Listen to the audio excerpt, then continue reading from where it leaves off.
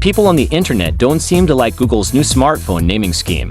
Even though it makes sense, there's a vanilla Pixel 9 which is the lowest best, to slab Pros in 2 sizes, and a Pro Fold because with that price tag not attaching the Pro moniker to it would be insane. Anyway, the same people are probably going to not like the direction Samsung is now rumored to be considering going in the future. According to a tipster over on X, the Galaxy S26 Ultra may not be called that. Instead, Samsung could go with Galaxy S26 Note to emphasize its built-in S Pen. But wait, that's not all. The Galaxy S26 may be called Galaxy S26 Pro instead. We assume because Samsung has finally spotted the trend of Pro models everywhere, and that word is currently missing from its mobile portfolio. Don't take this for granted, as it's still very early days. Plus, even the source of the rumor is only implying that the Korean company is thinking about changing branding, not that it's something set in stone already. All of that aside, what do you think sounds better? S26 Ultra or S26 Note? S26 Plus or S26 Pro?